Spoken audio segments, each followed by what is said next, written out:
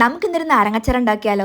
ഇത് കഴുകി വൃത്തിയാക്കി ഉപ്പ് വിരട്ടി ആവിയിൽ പുഴുങ്ങിയെടുത്ത് നാരങ്ങ കേട്ടോ. പിന്നെ പുഴുങ്ങാൻ ഉപയോഗിക്കുന്ന വെള്ളത്തിൽ ലേശം ഉപ്പും വിനാഗിരിടാൻ മറക്കല്ലേ, ആ വെള്ളം ആവശ്യമുണ്ട്. പുഴുങ്ങിയ നാരങ്ങ അരിഞ്ഞെടുക്കാൻ ലേശം ബുദ്ധിമുട്ടാണ്, അരിയുമ്പോൾ അതിന്റെ നീരൊന്നും കളയല്ലേ. ഇനി അച്ചാറിന് ആവശ്യമുള്ള ഇൻഗ്രീഡിയൻസ്: ചെറുതായി അരിഞ്ഞ ഇഞ്ചി, നീളത്തിലരിഞ്ഞ വെളുത്തുള്ളി, എരിവിന് ആവശ്യമായ പച്ചമുളക്, കുരു കളഞ്ഞ് നീളത്തിലരിഞ്ഞു വെച്ച ഈന്തപ്പഴം. ഇത് മസ്റ്റാണേ. ഇനി ചട്ടി അടപ്പത്ത് വെച്ച് ഫ്ലെയിം ഓൺ ചെയ്ത് ചട്ടി ചൂടാകുമ്പോൾ ഓയിൽ ഒഴിക്കുക. ഓയിൽ ചൂടായി കഴിയുമ്പോഴേക്കും ഇതിലേക്ക് ഉലുവയും കടുകും ഇട്ട് നന്നായി ഒന്ന് പൊട്ടിക്കുക. ഇനി ഇതിലേക്ക് നമ്മൾ അരിഞ്ഞു വെച്ച സാമഗ്രികളൊക്കെ ചേർത്തോ.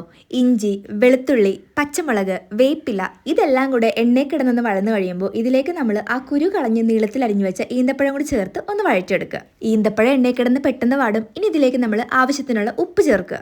ഇനി എല്ലാം കൂടെ മിക്സ് ചെയ്ത് നടുക്ക് എണ്ണ തെളിയുന്ന രീതിയിൽ അരികിലേക്ക് വകഞ്ഞു മാറ്റി വെച്ചിട്ട് ഈ എണ്ണയിലേക്കാണ് നമ്മൾ എരിവിന് ആവശ്യമായ മുളക് പൊടിയും അച്ചാർ പൊടിയും ചേർക്കുന്നത്. പൊടികളെല്ലാം ആദ്യം എണ്ണയിലിട്ട് നന്നായി ഒന്ന് ഇളകി യോജിപ്പിച്ച് മൂപ്പിച്ചെടുക്കാം.